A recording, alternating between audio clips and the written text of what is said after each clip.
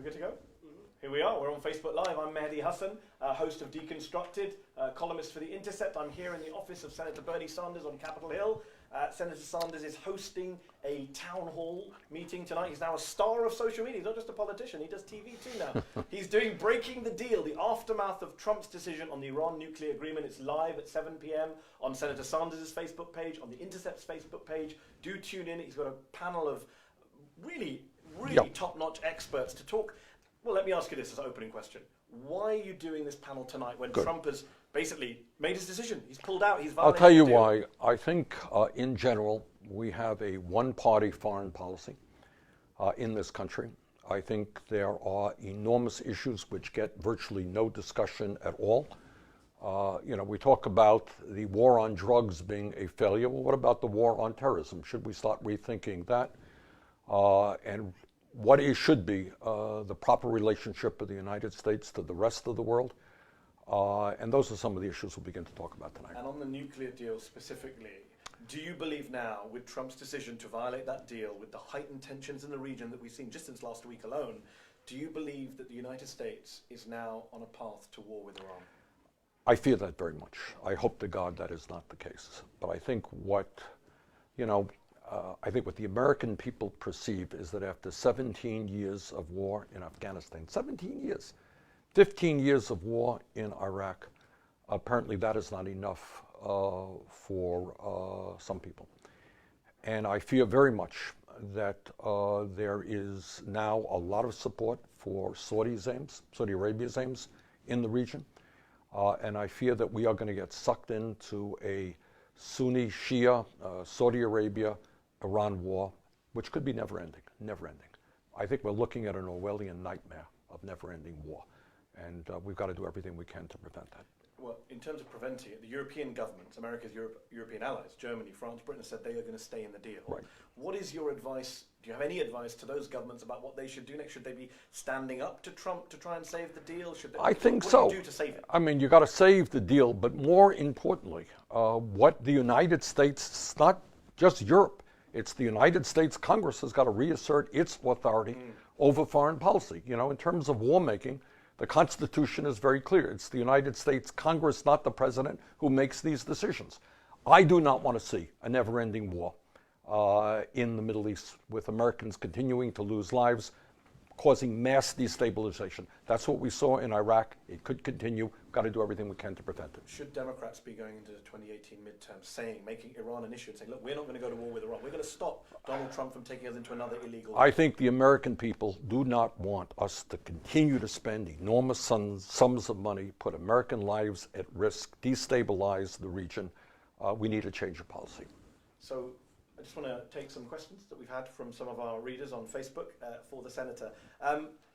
A very common question that a lot of readers have raised, I'm going to mention Menaz Amini and Brandon Hunter have both asked a question, which is, why is it, a lot of people look at the Middle East and look at the kind of the nuclear debate, why is it that Israel is allowed to have nuclear weapons and Iran's not allowed to have a nuclear program, let alone nuclear weapons? Why the double standard? Well, I don't want to see Iran have nuclear weapons, and I want to see this world move aggressively to end the nuclear weapons arms race.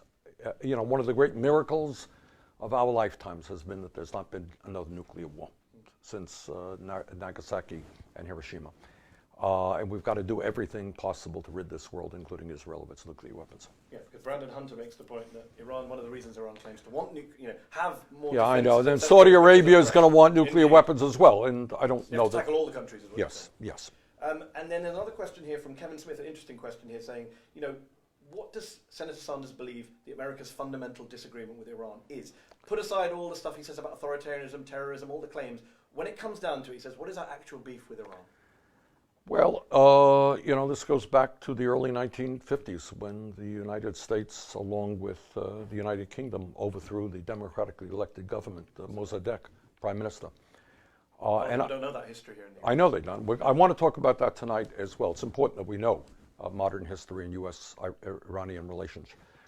The other point to be made is that the United States has been allied with Saudi Arabia for a very long time. And one of the things, Mehdi, that disturbs me very much is we talk about, Saudi Arabia is this wonderful ally. This is a despotic regime run by a small number of multi-billionaires The present prince there has purchased the most expensive house in the world, the most expensive yacht in the world. And these are not necessarily the nicest guys in the world.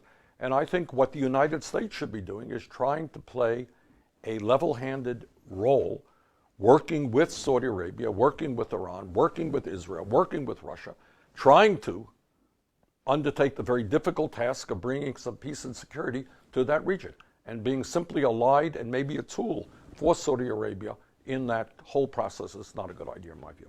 It's interesting that you mentioned the wider region and security. We're meeting on a day when there has been some horrific violence in the occupied Palestinian territories. You have more than 50 Palestinians dead.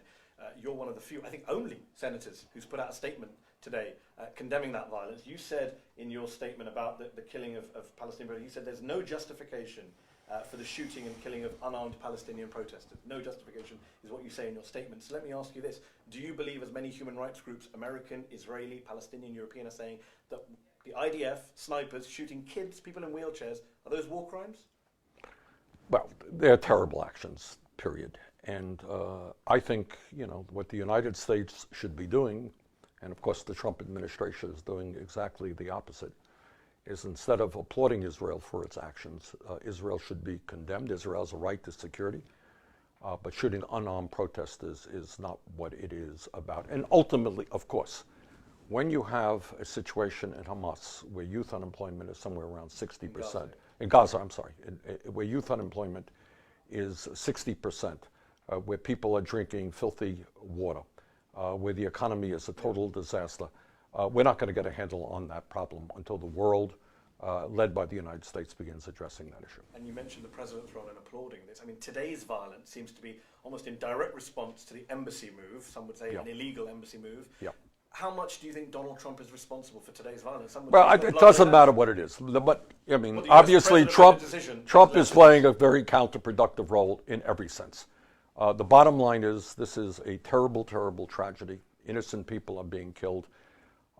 And it will only continue until we get a handle on the very serious humanitarian crisis now existing in Gaza. And one last question from Rita, which I think I'm going to give you this not on Iran or on Gaza, but related to Fahim Shirazi writes to say, considering how much of our taxes go towards defence, how much money is spent on defence, it's essentially socialised. Should the defence industry be nationalised? He wants you to answer that. Well, I think the point here is that we spend now well over $700 billion a year. Military spending was increased by $165 billion over a 2-year period. And I think if one of the concerns that I have, if you give this much money to a Donald Trump, they're going to spend that money. That's what they're going to do. And they're going to spend that money to justify the arms allocations that they receive. And that leads us to never-ending war. So this is a huge issue. It is not talked about enough. And I look forward to the discussion tonight. The discussion tonight is at 7 p.m. It's live on Facebook. It's on Senator Sanders' page. It's on the Intercept's page. Do tune in. A very important discussion. He mentioned Mossadegh. You don't get to hear about Mossadegh in US politics. So tune in, watch the debate, support all of the efforts being done to discuss the craziness in the Middle East. Senator Sanders, thanks for your time. Thank you very much.